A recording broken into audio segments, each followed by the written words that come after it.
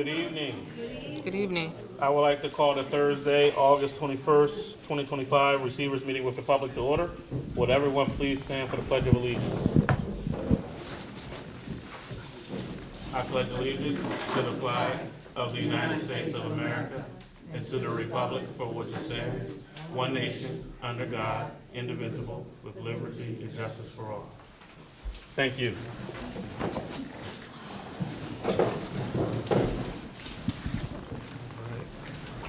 Before we begin, I would like to make a few notations about the agenda. The first notation is under B1. There's a correction under B1 under the resignation section. Note for the record that the correct last date for employee ID number ending in 8903 is September the 22nd, 2025. All right.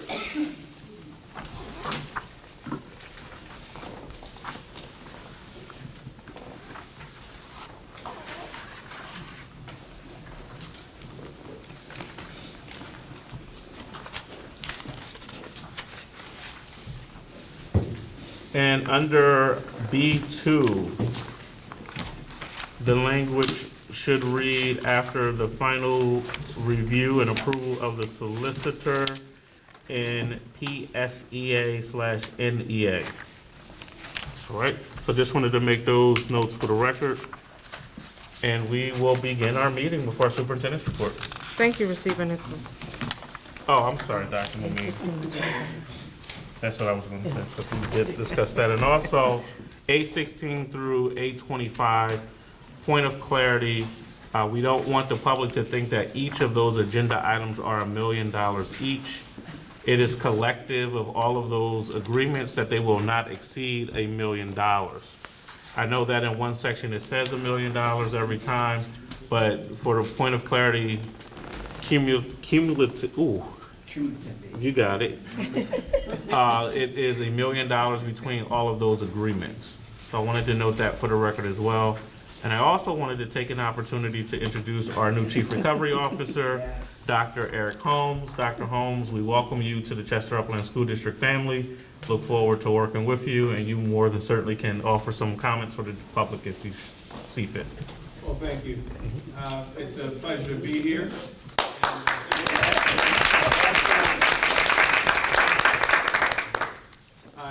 I am originally from Philadelphia, so I grew up in South Philly, not too far away from here, right in the shadows of the oil refineries. I'm familiar with the area, I'm familiar with Chester, and I spent 32 years in York, PA as an educator. I retired as superintendent, and then I spent 5 years in Arizona as a superintendent. I'm really looking forward to working with all of you. I got to meet with the board tonight, and I've been meeting with administrators and with other folks in the district, and it has been a pleasure. There's a lot of hard work taking place here, and there's a lot of progress that is being made. And my job primarily is to work with the district to implement the financial recovery plan. And so that's what I will be working on with the goal that everyone in this room has, that eventually the district will be out of receivership. And so I'm going to make that part of my goal as well. And working with the superintendent and with Receiver Nichols and with the board, I think we have a great opportunity, and I believe in my heart that we are going to get out of it. And I can't wait until that happens, because I want to celebrate with all of you once that occurs. So thank you very much for the welcome, and I'll see you all around. Thank you, Dr. Holmes. And the last thing, and then I'll move over to Dr. Mumine's report. As we all are aware, we know that our state budget has yet to be adopted, but I just wanted to reassure the school community that Chester Upland, we're taking it very seriously, and we're taking the appropriate precautions to ensure that all of our necessary obligations are met, and first and foremost is our payroll for our faculty and staff. We are going to make sure that our faculty and staff who work hard and diligently to service our community are paid in our other key areas in which we are obligated as it relates to debt service, transportation, so on and so forth. So we're working through it. We do have a plan in place. And right now, I think I'm looking at the business manager and HR director, I think we can breathe a little bit.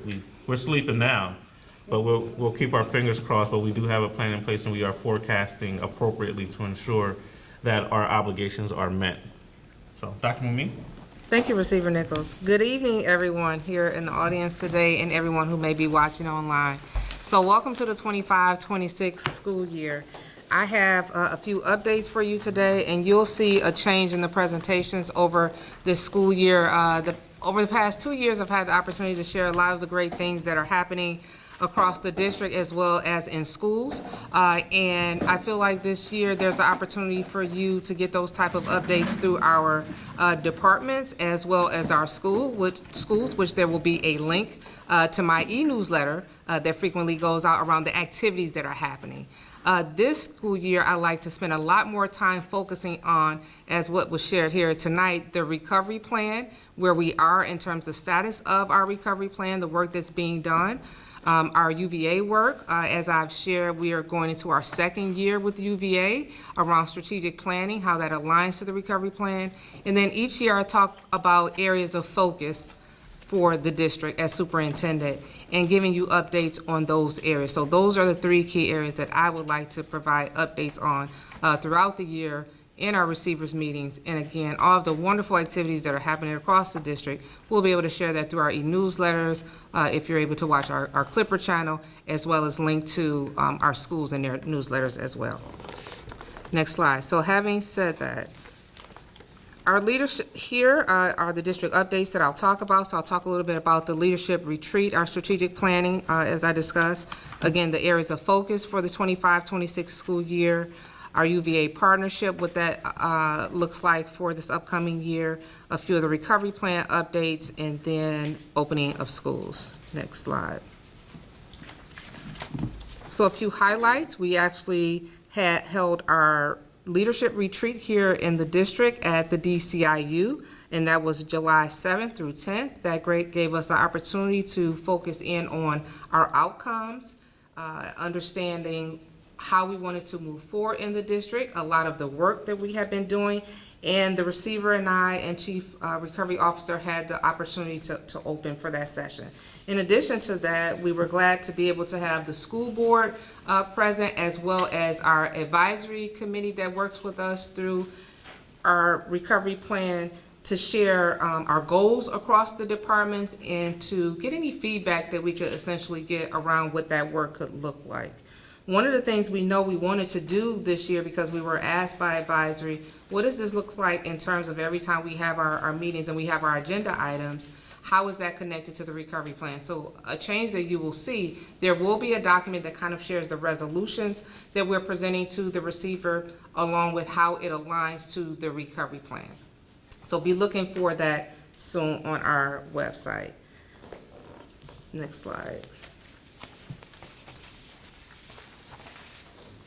I always like to present this at the beginning. This is extremely important. Our purpose, the reason why we are doing this work. And there's a few things highlighted here.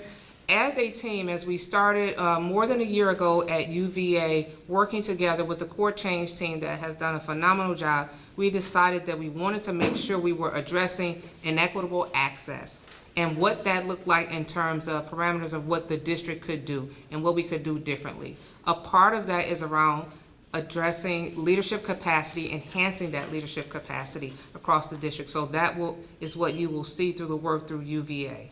And our goal is always to ensure best educational services for our students. We want to make sure we stay grounded in that purpose collectively. Next slide. This is a reminder of our 4 outcomes that we have from UVA. These 4 outcomes, again, are aligned to the recovery plan. It's aligned to our school improvement plans. But again, I share this just as a reminder as we start the school year to stay focused on this. So this is around building trust and collective investment. So a lot of this is around culture and climate and things that we will do differently in the school year, what that will look like, as well as developing strong data-driven practices, so our instructional practices, improving teaching and learning, developing aligned systems, so those processes and procedures that we have in place across all of our departments to become a more efficient organization, and then lastly, defining and implementing clear, proactive, and data-driven systems and providing resources around operations, facilities, those operational pieces. Next slide. So the areas of focus for the 25-26 school year, and this doesn't mean that the other things that are happening in our district are not important. It doesn't mean that they are not a priority. It means that these are the areas of focus for the year to help us with continuous improvement, what this looks like. And so the 4 areas that you see here, the first around fiscal responsibility as it relates to the recovery plan and aligning documentation. So what we do as a central office and what we do in our schools, becoming more fiscally responsible, having a better understanding of budgeting, what that looks like in real time, and again, making sure we are aligned to the recovery plan. And as I mentioned earlier, moving forward, what you will see is those resolutions that we have, what we're presenting to the receiver, and exactly what initiative it aligns to in our district. And we had the opportunity today to be on a call with Duquesne School District, which was really nice to kind of talk through one of the dashboards, if you will, that they're using internally, and essentially trying to think about what that would look like outward facing for our stakeholders to be able to track that information in real time on our website so that we can engage with one another. Because even though in the district we are striving to meet these goals, we also ask that all of our stakeholders be thinking about how can they support the district in helping us do this. As Dr. Holmes stated, we are in this together, and ultimately we want to get out of receivership, and it's going to take all of our stakeholders to help us do this. So we are at a really exciting time. The next one is around culture and climate, and this includes parent engagement and what that looks like, supporting our students and supporting our staff, and making improvements around attendance, as well as what it looks like. We think about academic learning, but there's also behavior, right? Learning and what that looks like in schools. The next is around operations and facilities, so continuous investments to improve our learning environment for our staff and students. Student support services, a lot of that work being done out of the Office of Pupil Services with Dr. Wilson, so comprehensive student wellness, what that looks like. A closer focus on special education. We have more than 3,100 students in the district, but there are more than 1,000 students of the 3,100 that receive special education services. And what additional supports can we provide to not only our special education teachers, but our general education teachers working together in central office and with school leaders to improve in this area. And then lastly, charter school oversight. So an action plan for implementation that will be presented to the receiver and chief recovery officer as we begin to build out, as part of the recovery plan, an office to have oversight of the work that's being done in the charter schools as well. Next slide. As I mentioned, we have the UVA partnership. This is extremely important because, again, this is professional development that is happening in real time across our district with district leaders in our core change team, but also with our school leaders. So we are collaborating together. And there's an opportunity on a 90-day cycle to progress monitor, if you will, and to be looking at, is what we're implementing, is it working, or is there something that we need to change? Are there other resources that we need to consider? We're doing this on a consistent cycle versus saying in the very beginning of a school year, here's where we are, here's what we're doing, and then you wait an entire year to say it didn't work. That is not something that we want to happen in the Chester Upland School District. So we have a 90-day cycle that also aligns with our school improvement planning that is happening out of our Office of C&I. Next slide. And then a few recovery plan updates that I did share. Again, the core change team working to compile documentation. We've already started that process. So again, we're looking at what type of tool we'll have to share with our stakeholders externally. How do we work internally? But we've already started to compile the data, the information that would show evidence of the work that we are doing in the district to meet our goals. And then, secondly, here, having regular meetings with the Chief Recovery Officer and Receiver around what information would be shared with PDE to, again, show our progress as a district to the state. And I already talked about streamlining our platform, so there's more to come on that part. Next slide. So lastly, I just wanted to share about the opening of schools. We had the opportunity to welcome our new teachers this week, and that's always an exciting time, so let's give them a hand.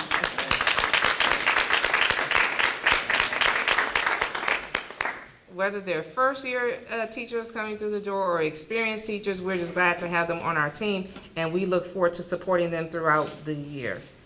This upcoming week, we will have convocation where we welcome all of our staff members back, and so we're looking forward to that. And then, of course, opening our schools on September 2nd to welcome all of our students and staff back with our bell ringing and beginning the school year.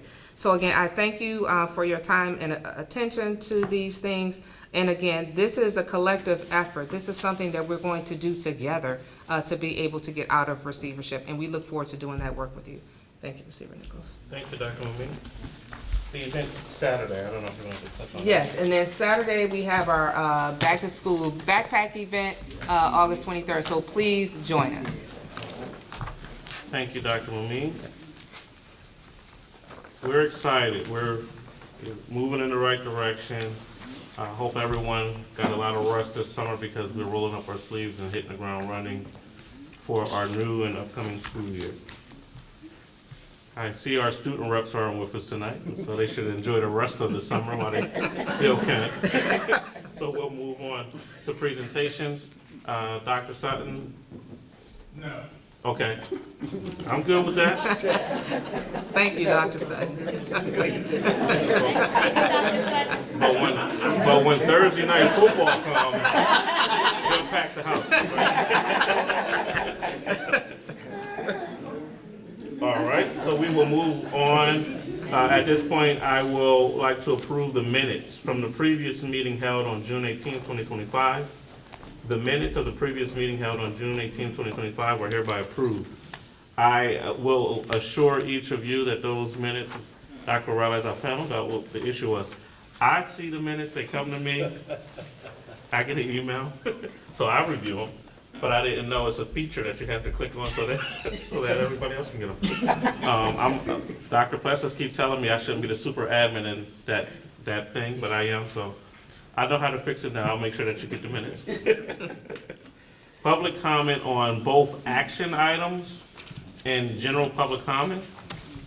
I'm going to do my one friend a favor because I saw she came in as the sheet came up. I'm going to add her name in case she wants to get it because I saw her look for the sheet, Ms. Karen Meyer. So we'll kick it off with you tonight for public comment. Just state your name for the record and address. Good evening, Karen Meyer, 904 Pusey Street, Chester, PA, Chester High School alumni, class of 1977. Good evening. Good evening. First of all, I just have some concerns. One of them is, will we make the alma mater back into our school system? It was missing on class day and at graduation in the books. It's very important that our students know what the alma mater is. Will we be doing priority as far as scholarships? Again, I say this, I've been saying this for the last couple of years. We miss numerous scholarships because the students are not applying, or I'm not sure if they're not getting in the right hands. So when I get phone calls for them to ask why they didn't give a scholarship, they say that nobody applied. So again, I would like for someone to take that under their helm and make sure that happens. We shake our head every year, but I want that to happen. Can we collaborate with Weiner regarding better writing skills for our students? Our students are writing like they text, and they are not going to be able to move forward without having good writing skills. instead of study hall classes, I would like to see public speaking classes and writing classes. We have to make our academic programs, and we have to make our students prepared for their future. So they need to know how to talk. So I'm not sure. I know that we do have a lot of, some of the students have study hall, but I would like them to have a writing class and public speaking.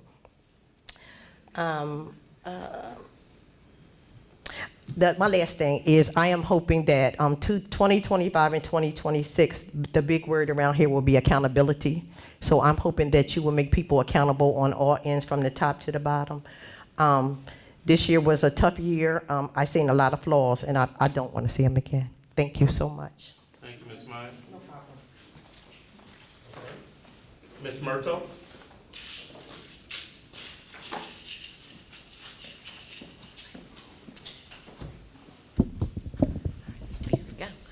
Good evening, Receiver Nichols, Dr. Mameen, members of the board, administrators, families, community members, and most importantly, our students. On behalf of the Chester Upland Education Association, I want to share how excited our teachers and professional staff are to welcome our students back for the 2025-2026 school year. Even though we haven't yet stepped into our buildings, we are eager and ready for the moment our students walk through the doors on Tuesday, September 2nd. This year, our classrooms will be warm, supportive environments while also holding high expectations and rigor to ensure every child reaches academic excellence. It was wonderful to see so many new professional staff at orientation this week. Their energy combined with the dedication of our returning educators makes this an exciting year ahead. To our families and community, thank you for trusting us. And to our students, your teachers cannot wait to greet you, support you, and challenge you to be your very best. We are ready for a strong and joyful start. Thank you. Let's go.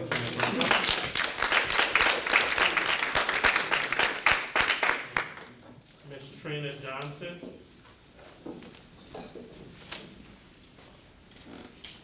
Good evening. Good Trina evening. Johnson, 416 East 11th Street. My ask is if the transportation schedule could be updated on the website, and also if it could be sent out to each principal so that they can include it in their newsletter and send out to our families, because there was a lot of confusion with the transportation last school year. Thank you. Thank you, Ms. Johnson. And I know today the teams were working on that, and the goal is to have it finalized by tomorrow-ish. Monday.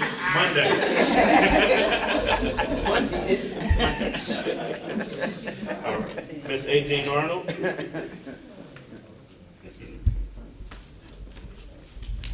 Good evening, and thank you so very much. My non-agenda items. Thank you so much for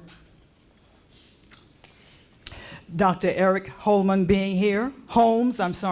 We welcome you and look forward to working with you. We are excited that you are here. Thank you, Dr. Mameen, for the mention of charter school oversight on your presentation just now.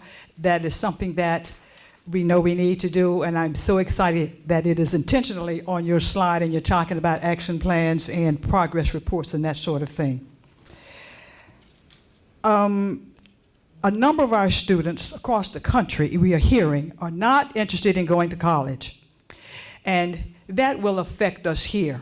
And I support Karen Meyer's comments about scholarships and all of that. But the other thing that I want to say to us is, in what ways can we, maybe one, improve students' interest to go to college, but also recognize that there is a ton of students who do not need to go to college. It is great that they don't go to college, but they must be prepared for that career after high school. And those jobs pretty much cannot be sent across, I won't name a country for sake of what's on the news, but can't be sent abroad. Yes, right. Okay, I'm trying to be politically correct here. You never know who's seeing the video later. And I have another comment about that too. But what I want to say for the CTE programs and what have you, let's put new rigor in developing those interests and all of that so that our students will be well prepared to live in a global, listen to me people, it's a global society. It is global even if you stay in Chester, because there are people living and working in Chester, thriving, who were not born here in this country. So we need to be realistic about that. I was excited. I was just over at STEM, and I was being a surrogate parent for one of the students, and so I was able to participate in the enrollment activities for the ninth graders, and it was an exciting time to see all of those parents and students there. Can we, somewhere later, talk about the number of teachers we still need to hire? I know that there were some teachers who left us, and I saw a number of items in our personnel agenda about movements of persons and what have you. So when we get to that personnel part of our agenda, can someone update us on how many teachers, I'm very, very concerned about that, still need to be hired, if any? Question. Is it possible for us to get uniforms for security officers, those who work in security? Consider that. It's an ask. No, that's actually in process. Ms. Arnold, I believe I approved something today for them to get uniforms, yes. Wonderful. And this is an item regarding gates. When we went to the port for applications this year, there was, listen to me carefully again, no mention of minorities. This is very different. No mention of minorities. We've always, for the 20, 30 years we've done this scholarship, there was a clear definition of minorities. If you were a Native American, there were credentials that you had to follow. If you lived in Guam, Puerto Rico, wherever, they were very, very clear about that. There's no mention this year. The only requirement is the GPA. You have to be a citizen, and you have to be Pell Grant eligible. So that means, all of us, that the competition has gone from, say, 60, 70,000 to several million. Just wanted to put that out there for us to think about and talk about later. And one other item that is not on the agenda, as we think about diversity, inclusion, and that sort of thing, have we looked at our policies to see where we have been diligent about diversity and inclusion, and whether or not that now becomes an issue for us? And you understand why I'm asking that question. I want us to be safe. I want us to be vibrant in what we're doing, and I don't want any of our students, any of our population to miss because of some definitions and what have you that are happening on the national front. So that's for those items. Then on agenda items, A26, there's a Stop the Violence item, and it seems like an organization, ACOBIN, is going to do some of that work. When we get to that, could someone talk a little bit more about this organization, ACOBIN, who they are, what their strengths are, and more about what that entails? I think it's a wonderful thing we're doing. A29, we are going to adopt a code of conduct. And Receiver Nichols, I still support the student code of conduct, and I'm coming to this item about the phone. I haven't read it. I'm hoping the phone item is still in there. And once again, whatever I can do to support you, because the phones must come out of the classrooms. So I won't use more time about that, but I support you in that. Then there's A27, where there has been a contractor who's going to work on the locker room for the cheerleaders, and I support that. And additionally, at least my minute says C27, I'm sorry. You know what I'm going to say. It's the boys' locker room. You have done some wonderful updates, and I so appreciate that.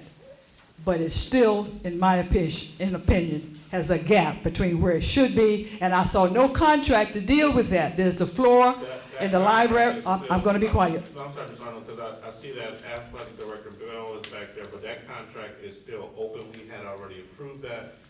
After the meeting in June, you brought it up. I went back to our project engineer, and they were still working with the contractor on a punch list, some punch list items. And they said that they will be back after they did the cheerleader locker room, which I thought was strange. So I will follow up with Mr. Galante, as I know in our capital Ms. Hells, in our capital meeting, I think that was on there for them to have done by the end of September. The boys, to finish the boys. Yes, item. yes. Yes. Okay, I missed that contract information. If it happened over the That summer, I was- understand was that. maybe I didn't see it in an year or agenda. two ago, when we did the original contract for the Okay. boys locker room. That one is way back when. There is some progress, and there's some little items, and I just want us to finish it. Thank Oh, you no, so very much for absolutely. that progress. And C-37, it talks about the disposal of obsolete items and what have you. C-37. And it doesn't say buildings, and I'm a stickler for words sometime. So when we get to that, you weren't here enough Receiver Nichols when we disposed of some items, and I won't go into that. So I'm sensitive to that language, Okay. having been here a long time. And so when we get to item C-37, could you give us a better explanation about the concept of what we are going to get rid of? I know we've talked about Columbus and all of that and some other things, so just explain that to us a little bit more, please. Okay. I and think that that's my was- list. Okay, so that was everything? I think so. So Dr. Wilson, I'm gonna get you warmed up to come up to talk about 823, I think it was. 826, while I talk about, C-37. This particular resolution, C-37, is not about property, buildings, or anything like that. It's all about, things about, the school code requires anything over, has a value of over $1,000, it has to come and be approved at a public meeting. So there are some older books, some desks, some chairs, I've seen as it. we've been doing renovations throughout the district, that we have to dispose of. But before we can dispose of them, we have to do a resolution here at a public meeting because of the value of what we're disposing, but it is not buildings. And so when we were boxing up books the other day, some of those items might be in this item that you're talking about? Okay, I understand that. Yes. Although I like encyclopedias, but I understand they must go. Dr. Wilson, if you're ready. Yes.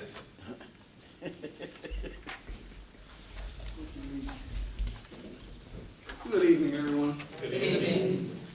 So with respect to the resolution A26, this particular organization, we had an opportunity during our leadership retreat to have Dr. Malik Muhammad present to both some of the board members who were there, as well as central office leadership, principals, et cetera.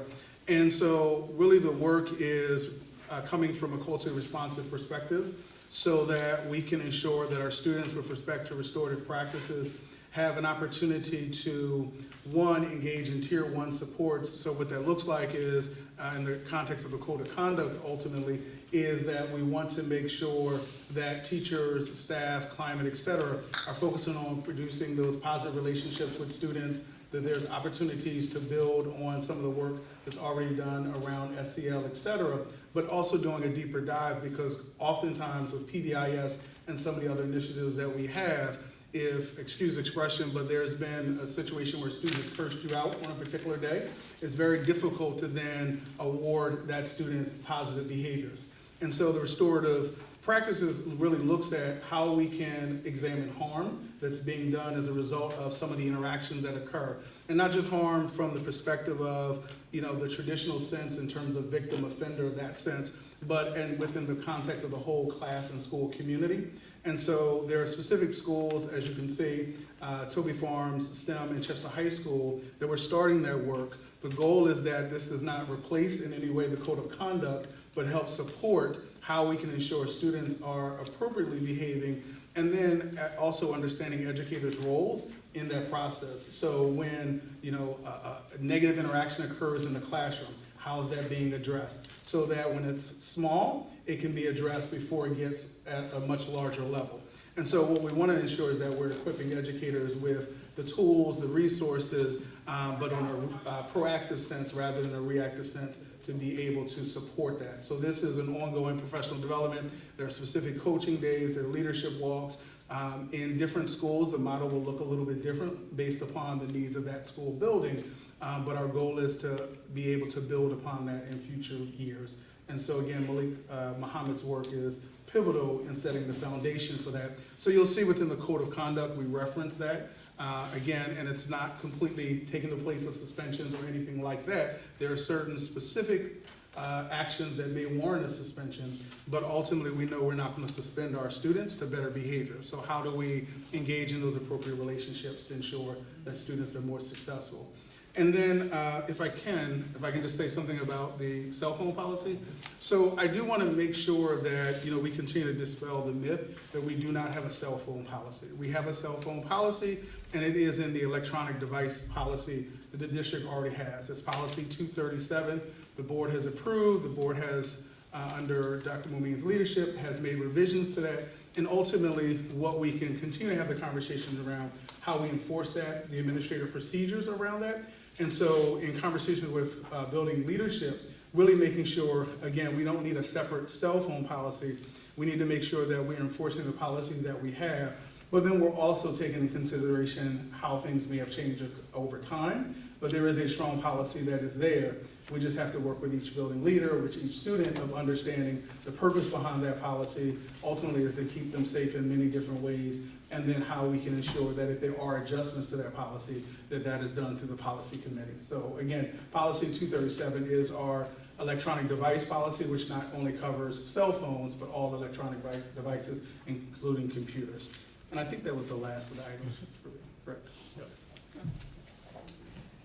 I have another thing that I need to ask, receive if I can. I put the note on your table. Thank you, Dr. I Wilson. think some of this is litigation, but, okay, you can, okay. Okay, But some of it is litigation, I will say. that's true, I know that, okay.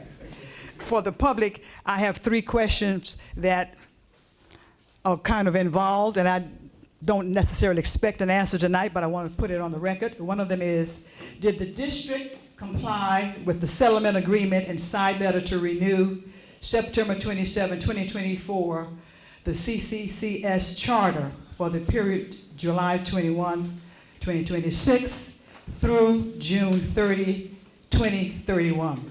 Some time ago, there was some discussion about a long-term renewal of that contract, and this is what this is referring to. Second one, the financial scenario in the amended recovery plan called for decreasing charter school enrollment in this school year by 42 students. There was a phase-in plan for that. And the plan projected that would come by decreasing cyber school enrollment. Does the district expect to meet that goal when school begins after Labor Day? And when will it share those enrollment numbers with the public, since the plan states that reduction is a basic condition for remaining financially stable?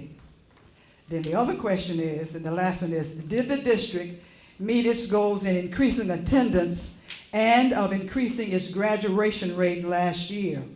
When will it release those numbers so we can see what was the level of progress on these 2 goals in the recovery plan? So I want to put that out there as we have our new chief recovery officer and we revise our recovery plan, that we consider these questions. Thank you so much.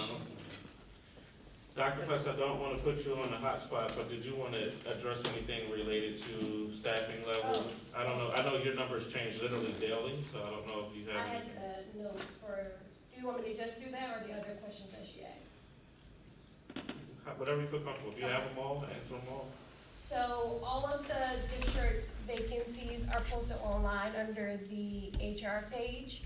Those vacancies do change daily at this point as we are still working through the hiring process. But if you need an updated number, each one in the specific location is posted. So like before, when we used to just have like elementary teachers and it said district-wide, every specific position and the location is posted on the district's website.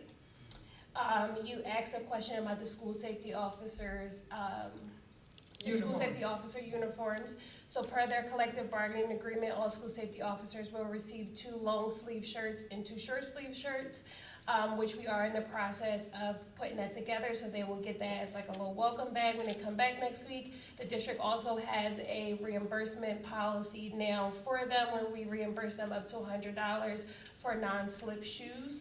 So all of that information will also go out to them as we start the school year. And then your question about our policies around diversity, equity, and inclusion. So although there are different communications coming out at the federal level, there are different communications that come out through the EEOC, which typically falls under Title IX. So the district does have all of its updated policies, and we ensure that they align with the most recent communications through the EEOC. So we might be changing as things come from Washington, we might be. Yeah, so if when Washington sends something out, the federal agency or the state department that it may impact, they will typically send a communication to the school district depending on what department is impacted. So when that happens specifically for HR, then we just make sure that either our current policies still align with what they said, and then if not, then we would review them and see if a revision is needed. Good. I'm still concerned that we don't lose our lunch program and all of that kind of thing under those federal funds, so we'll have to see. Yeah, well, lunch ain't HR, but I hope not. And before I move into the agenda items, I would just like to commend the central administration staff and all that worked throughout the summer to prepare for this upcoming academic year. I personally want to just thank you all for all of your hard work and dedication to our scholars here. I know it's not an easy task, and we already have a check or two next to our names, but you all did a magnificent job throughout this summer preparing for this academic year. Public, please be patient with us. Unfortunately, Chester Upland School District had many, many years of neglect as it relates to capital needs. And that's something that, you know, I personally took on when coming here. Thank goodness for Esther, Ms. Arnold, I'll give you credit, you were on that initial committee. So we did get a lot of renovations done with our ESSER dollars. Some people thought that we were going to stop after those dollars dried up, but we are going to continue, and we have continued. You know, this past summer, $7 million we put into renovations throughout the district. Every building except for Stetzer, and Stetzer, we have not forgotten about you. We have a plan percolating right now. Now has, you know, air conditioning. We have new heating systems. Last year we got new furniture for all of our staff and our students.